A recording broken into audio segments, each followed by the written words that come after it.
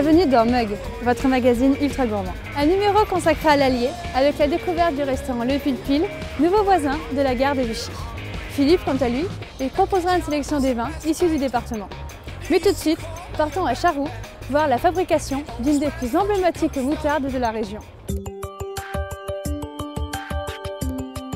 Déjà plus de 30 ans que la famille Meiner s'est spécialisée dans la fabrication d'huile de noix et ses dérivés, comme la moutarde. Le produit avait été trouvé, puisqu'on avait trouvé que cette moutarde existait dans la région, mais après il fallait le mettre sur pied, il fallait l'élaborer, il fallait le commercialiser, il fallait voir si ça correspondait à la clientèle.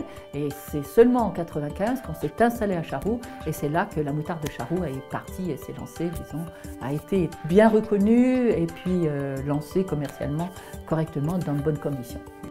Distinguée parmi les meilleurs produits français, elle a reçu également de nombreuses récompenses gastronomiques. Sa recette, elle, n'a pas changé.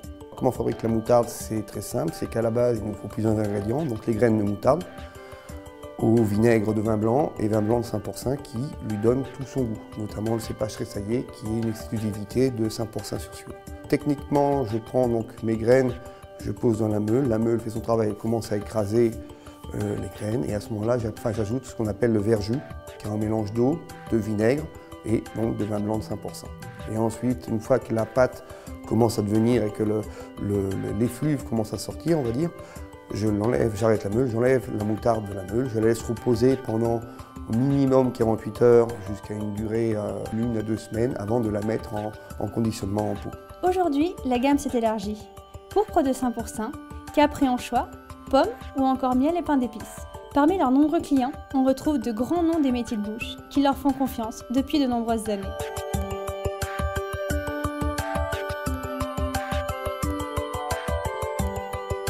Découverte du Pile Pile, nouveau restaurant de Vichy.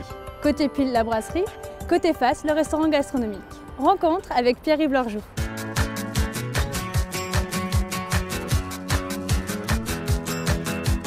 Un an déjà que Pierre-Yves Lorjou, ancien chef du Sofitel de Vichy pendant 18 ans, a ouvert avec 3 associés son restaurant qui porte ses initiales, le Pile Pile. Cet établissement est très vite devenu non pas la brasserie de la gare vu son emplacement, mais bel et bien le restaurant très prisé des Vichysois, et pas seulement pour son décor soigneux. C'est un projet que j'avais en tête depuis un petit moment, c'était de faire, je dirais, une cuisine à base que de produits frais, parce qu'on ne travaille qu'à 95% que du produit frais. Et plus avoir l'esprit bistronomique, plus aller dans le bistrot. Donc j'ai voulu créer un bar à ambiance avec, je dirais, autour du vin et autour des pinchos, plus appelé dans le sud de l'Espagne des tapas. Ensuite vous avez la partie table d'hôte où donc on est sur une cuisine vraiment très simple. Où là vous êtes sur des tables de 6, mais si vous arrivez à 2, vous allez forcément vous retrouver à 6 sur la table. Donc ça c'est vraiment pour créer, je dirais, de la communication et de la relation entre les gens. Et ensuite vous avez donc le restaurant où là on a envie de s'asseoir, où on a envie d'être indépendant, où on a envie de se retrouver entre amis, mais pas forcément de créer d'autres liens avec d'autres personnes. Donc on a créé cet espace également, mais toujours dans l'esprit de ne travailler justement qu'avec des produits frais. Après une vingtaine d'années dans la gastronomie et la cuisine diététique, aujourd'hui la bistronomie version Pile Pile, c'est avant tout de sublimer le produit, trouver le bon équilibre, mais aussi la simplicité et la convivialité. On va plus travailler les viandes à la plancha, on va plus travailler des poissons rapides, style saumon, lentilles, on va travailler des carpaccio de bœuf, des tartares de bœuf faits au couteau par contre.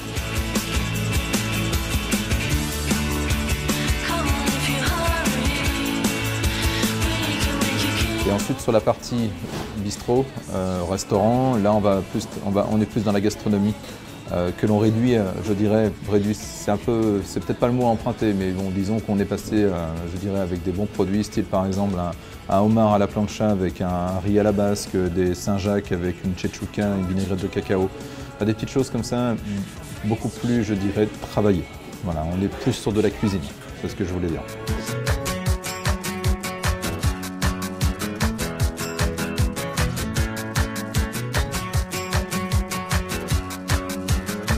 Pierre-Yves Lorjou n'est plus seulement le chef des cuisines, il est aussi un entrepreneur qui a plein de rêves et de projets pour l'avenir.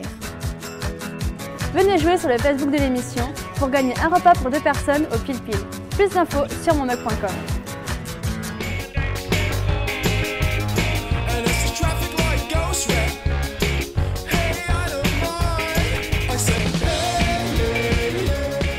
Ce mois-ci, on s'intéresse au vignoble de Saint-Pourçain, qui appartient au Val-de-Loire, tout au sud de cette grande région viticole, au paysage vallonné dessiné par la Loire. 650 hectares de vignobles répartis sur les bords de la Limagne et dans le bocage bourbonnais. 4 cépages, Gamay et Pinot Noir en rouge, Chardonnay et Tressalier, cépages originels de cette région pour les blancs. Le domaine de Bellevue est une propriété familiale depuis 4 générations. Chantal et Jean-Louis Pétillat sont à la tête de ce vignoble de 22 hectares. Situé au nord de l'appellation sur des sols pauvres granitiques où s'exprime toute la subtilité du cépage Tressalier, ils élaborent cette cuvée Origine à base de 100% Tressalier, un vin frais et expressif aux notes d'agrumes, de pamplemousse et de fruits exotiques. Vous pourrez marier ce vin avec une cuisine exotique, par exemple des sushis, ou un poisson en papillote. À la tête du domaine des Berrioles, l'intrépide Jean Tessèdre est un jeune vigneron âgé de 27 ans. Il représente le renouveau du vignoble saint-pourçinois. Fort d'expérience sur les terroirs de Sancerre et Pouilly-Fussé, il réalise ses vendanges manuellement et élabore des vins à la mesure des grandes tables de France. Les grandes bruyères à base de gamay expriment les terroirs granitiques du vignoble avec un bel équilibre aromatique.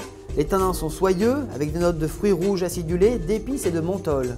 En accord mets et vin, je vous propose de marier ce vin avec des charcuteries ou avec une viande rouge. Denis Barbara, vigneron autodidacte, est à l'écoute de son terroir. Sur ses 9 hectares, il élabore des vins à son image, original et convivial. La cuvée Le Vin d'Allon, d'assemblage chardonnay et tressalier, est aromatique. Citron confit, fleurs blanches au nez, la bouche est équilibrée, fraîche et intense. Vous pourrez marier ce vin avec les rognons de veau à la moutarde de Charroux, que vous retrouverez dans Meug la recette.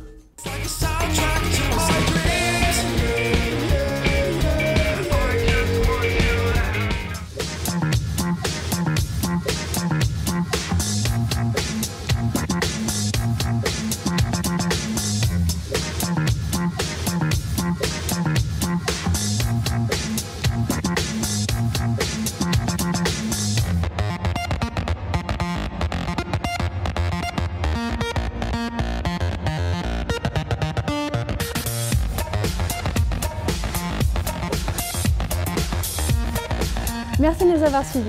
Rendez-vous très prochainement sur IC1 et sur mondoc.com.